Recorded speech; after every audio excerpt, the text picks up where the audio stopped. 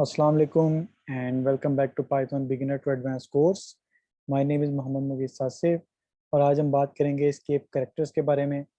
तो अभी तक हम लोगों ने स्ट्रिंग्स बनाई, स्ट्रिंग में सिंगल लाइन को स्टोर करवाया, लेकिन अभी तक हम लोगों ने एडवांस लेवल पे स्ट्रिंग के साथ पे नहीं किया।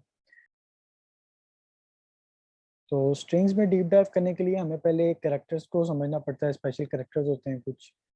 तो सबसे पहले हम बात करेंगे एस्केप कैरेक्टर्स के बारे में, फिर हम बात करेंगे कुछ और कैरेक्टर्स के बारे में। तो कैरेक्टर्स को समझने के लिए हम लोग क्या करते हैं, एक स्ट्रिंग डिफाइन कर लेते हैं नेम, और मैं लिख देता हूँ मूवीज।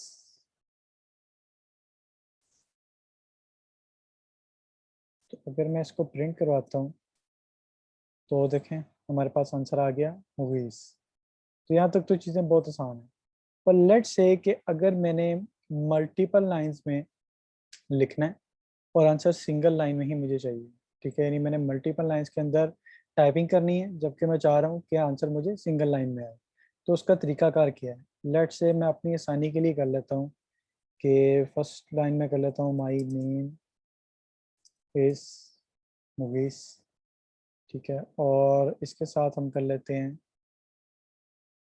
नेक्स्ट लाइन के लिए एक बैक स्लैश, और बैक स्लैश करने के बाद हम इंटर प्रेस करेंगे और यहाँ पे अब हम लिखेंगे आई एम ए प्रोग्रामर। तो जब मैं इसको रन करूँगा तो देखें आंसर आ गया my name is movies I am a programmer. तो ये क्यों यूज़ होती है बैक स्लैश, क्यों हम लोग मल्टीपल लाइंस में लिख रहे होते हैं? जैसे कि हम लोग आम राइटिंग करते हैं, अपनी आसानी के लिए हम लोग मल्टीपल लाइंस में लिख रहे होते हैं ताकि कोड नीट रहे और हमें कम से कम पता चले कि हमने किस जगह पे क्या काम किया है, तो ज़्यादा खिचड़ी ना मचे। इस वजह से हम लोग क्या करते हैं, यहाँ पे मल्टीपल लाइंस में लिख रहे होते हैं। तो इसी तरह अब आप लोगों ने याद रखना है कि बैक स्लैश कैरेक्टर जब भी हम यूज़ करेंगे हम लोग नेक्स्ट लाइन में चले जाएंगे। तो लेट से अब मैं चाह रहा हूँ कि मैंने जो भी स्ट्रिंग में वैल्यू सेव करवाई है वेरिएबल के अंदर वो भी मुझे नेक्स्ट लाइन में शो हो। मीन्स के माय नेम इज मूवीज यहाँ पे आए और नेक्स्ट लाइन के अंदर मुझे आंसर आ रहा हो आई एम ए प्रोग्रामर। तो इसका सिंपल तरीका ये है कि मैं इसे एक लाइन में लेके जाऊंगा और यहाँ पे लिखूंगा बैक स्लैश एन। तो जैसे ही मैं बैक स्लैश एन लिखूंगा तो पाइथन के इंटरप्रेटर को पता चल जाएगा कि यहाँ पे हम लोगों ने एक न्यू लाइन डिमांड कर दी है, एक न्यू लाइन रिक्वेस्ट कर दी है। अब जब मैं इसको रन करूंगा प्रोग्राम को तो देखें मेरे पास आंसर आ रहा है my name is movies I am a programmer. अब आप लोग सोच रहे होंगे यहाँ पे ये स्पेस क्यों आई, तो मैंने बैक स्लैश एन के बाद यहाँ पे स्पेस दी है इसलिए स्पेस शो हो रही है। तो अब जब मैं यहाँ से स्पेस को मिटाऊंगा और अब जब मैं प्रोग्राम को रन करूंगा तो मेरे पास जो आंसर है वो बगैर स्पेस के आ जाएगा। ये देखें my name is movies I am a programmer. तो अभी तक हम लोगों ने दो कैरेक्टर्स देख लिए, एक बैक स्लैश एन। अब अगर मैं चाह रहा हूँ कि ये जो मैंने लिखा है my name is movies I am a programmer, ये दोनों लाइंस एक ही लाइन में शो हों बट इसमें कुछ एक्स्ट्रा स्पेस आ जाए, मीन्स के एक टैब की स्पेस आ जाए, तो मैं यहाँ पे क्या लिखूंगा, बैक स्लैश एन की बजाय मैं लिख दूंगा बैक स्लैश टी। मीन्स के एक टैब की स्पेस चाहिए मुझे यहाँ पे।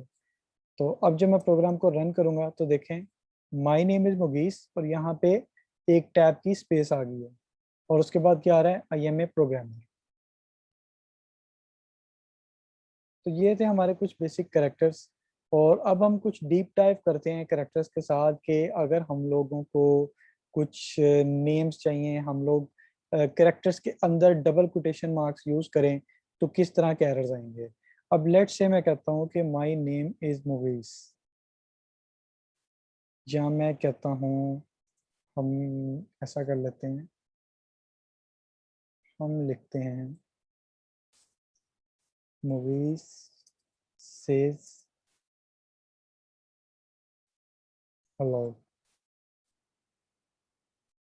अब जब यहाँ पे मैंने हेलो लिखा है तो आप देखें कि ये एक वेरिएबल पास हो गया, मीन्स कि ये प्रॉपर तरीके से स्ट्रिंग नहीं बन रही हमारी। यहाँ पे हुआ क्या है, मुगीज सेज हेलो, और मैंने यहाँ पे एक और कोटेशन मार्क्स को यूज किया। तो हो क्या रहा है, वो कह रहा है कि ये साइंटेक्स ही इनवैलिड है। जब मैं इसको रन करूंगा, मैं आपको रन करके दिखाता हूँ, तो देखिए उन्होंने कहा कि हमारे पास ये साइंटेक्स ही ठीक नहीं है। डबल कोटेशन मार्क्स के अंदर जब मैं दोबारा डबल कोटेशन मार्क्स लिख रहा हूँ तो इंटरप्रेटर को समझ ही नहीं आ रही कि हम कर क्या रहे हैं। अब इसका तरीका ये है कि अगर मैं यहाँ पे बैक स्लैश लिखता हूँ तो यहाँ क्या होगा, बैक स्लैश लिखने के बाद इंटरप्रेटर को समझ आ जाएगी कि यहाँ पे ये जो डबल कोटेशन मार्क यूज किया गया है ये सिर्फ और सिर्फ हमारी किसी बात से रिलेटेड है, मतलब कि यहाँ पे मैंने अलग से कोई स्ट्रिंग दोबारा पास नहीं कर दी। तो अब हम एक काम करते हैं, हम दोनों जगह पे बैक स्लैश लगाते हैं। तो अब देखें, अब यहाँ पे जो कलर चेंज हुआ है इसी से हमें पता चल गया है कि इंटरप्रेटर को बात डिलीवर हो चुकी है कि ये जो कोटेशन मार्क यहाँ पे यूज हुआ है ये सिर्फ और सिर्फ बताने के लिए है, मतलब सेंटेंस स्ट्रक्चर है ये। अब जब मैं इसको रन करूंगा तो यहाँ पे देखें शो हो गया मुगीस सेज हेलो। अब इसका एक और तरीका है, जैसे मैंने अपने शुरू के लेक्चर्स में बात की थी कि हम लोग डबल कोटेशन मार्क्स के साथ भी स्ट्रिंग डिफाइन कर सकते हैं, सिंगल कोटेशन मार्क के साथ भी डिफाइन कर सकते हैं। तो अगर मैं यहाँ पे ऐसे कर देता हूँ, मतलब मुगीस सेज हेलो, और अब अगर मैं इसको मिटा भी देता हूँ ऐसे, तो कोई मसला नहीं हुआ क्योंकि मैंने जो स्ट्रिंग डिफाइन की है वो सिंगल कोटेशन मार्क के साथ किया है और डबल कोटेशन मार्क के साथ मैंने हेलो लिखा हुआ है। तो अब अगर मैं इसको रन करूंगा तो देखें बिल्ड फिनिश हो चुका है और हमारे पास यही आंसर दोबारा आ गया है, मुगीस सेज हेलो। तो ये दो तरीके हैं। अब यहाँ पे हम एक और एग्जांपल करेंगे। अभी हम लोग एक एग्जांपल करते हैं, हम लोग एक वेरिएबल बनाते हैं और वेरिएबल का नाम लिखते हैं डायरेक्टरी। अब हम लोग बात कर लेते हैं कि लेट से एक ऐसी सिचुएशन आ जाती है जहाँ पे आपको बैक स्लैश भी लाइन में यूज़ करनी पड़ रही है, मीन्स कि आप लोगों ने डायरेक्टरी को एक्सेस करना है। तो अभी हम लोग क्या करते हैं, हम लोग एक यहाँ पे वेरिएबल बनाते हैं डायरेक्टरी नेम का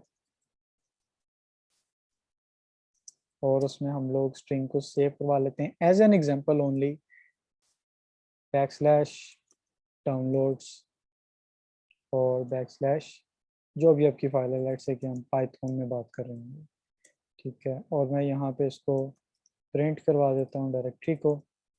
तो दो के अभी हम लोगों ने यहाँ पे स्ट्रिंग्स को पास किया है तो ये हमें आंसर शो करवा रहा है। लेकिन जब हम लोग इन फ्यूचर डायरेक्टरी को डायरेक्ट एक्सेस कर रहे होंगे तो यहाँ पे कंपाइलर जो है वो एरर दे देगा कि ये बैक स्लैश का मतलब जब आपने दोबारा यूज किया कि वो पूछेगा कि बैक स्लैश का मतलब क्या है। उसे समझ आ रही होगी कि हमने एक न्यू लाइन से यहाँ पे लिखनी है, इसलिए हमने बैक स्लैश यूज किया और यहाँ पे हमें बैक स्लैश शो नहीं हो रहा होगा। तो इस तरह की सिचुएशन में अगर हमारे पास आ जाए कि दो दफा स्लैश यूज की है तो एरर आ रहा है, तो हम क्या करेंगे, हम लोग एक साथ बैक स्लैश लगा देंगे। अब सिचुएशन क्या है कि हमें ये पता चल रहा है, यानी इंटरप्रेटर को ये बात पता चल रही है कि ये जो करेक्टर जिस लफ्ज के साथ भी हम लिखते हैं, जैसे एन के साथ लिख रहे हैं, टी के साथ लिख रहे हैं, तो वो क्या कर रहा है, वो नेक्स्ट वर्ड को स्किप कर देता है, ठीक है। अब यहाँ पे क्या होगा कि वो जब हम डबल ब्लैक स्लैश यूज करेंगे तो वो एक स्लैश हमारे लिए प्रिंट करवा देगा, ठीक है। देखें जब मैंने प्रोग्राम को रन किया है तो हमारे पास एक स्लैश आ रही है, पर यहाँ इस सिचुएशन में इस सिचुएशन में फर्क वाज़ह समझ आ रही है। यहाँ पे इंटरप्रेटर को समझ नहीं आ रही कि हम क्या करना चाह रहे हैं, बट वो प्रिंट करवा रहा है बिकॉज वो इंटेलिजेंट है। मतलब अब जो है हमारे पास जो सिस्टम्स है वो एडवांस हो गए हैं। अगर हम लोग टर्मिनल पे जाके ये काम करें तो वहाँ पे एरर आ सकता है, कमांड प्रॉम्प्ट से जाके करें तो भी एरर आएगा। मीन्स के पाइथन को जब हम डायरेक्ट इंटरफेस से विदाउट कंपाइलर एक्सेस करेंगे तो इस टाइप के एरर्स आ जाएंगे। तो इस सिचुएशन में आप लोगों ने क्या करना है, डबल बैक स्लैश को यूज करना है और आप लोगों का आंसर सिंपली आ जाएगा। तो मीन्स हमें बैक स्लैश के साथ जितने भी फंक्शंस हो रहे हैं, एस्केप कैरेक्टर्स जितने भी हैं, वो हमने सारे आज डिस्कस कर लिए हैं। तो आज हम लोगों ने बात की कि बैक स्लैश जब भी हम यूज करते हैं तो हमारे लिए बहुत ही ज्यादा सहूलत हो जाती है। अगर हम न्यू लाइन में जाना चाह रहे हैं, टैब की स्पेस देना चाह रहे हैं, डॉलर का साइन अगर हम लगाना चाह रहे हैं तो वो भी हम बैक स्लैश के साथ लिख सकते हैं। तो मीन्स के ये हमारे लिए एक बहुत अच्छा की करेक्टर है। तो नेक्स्ट लेक्चर में हम लोग बात करेंगे इनपुट एंड आउटपुट स्टेटमेंट्स के बारे में। See you in the next lecture, take care, stay blessed, अल्लाह हाफिज।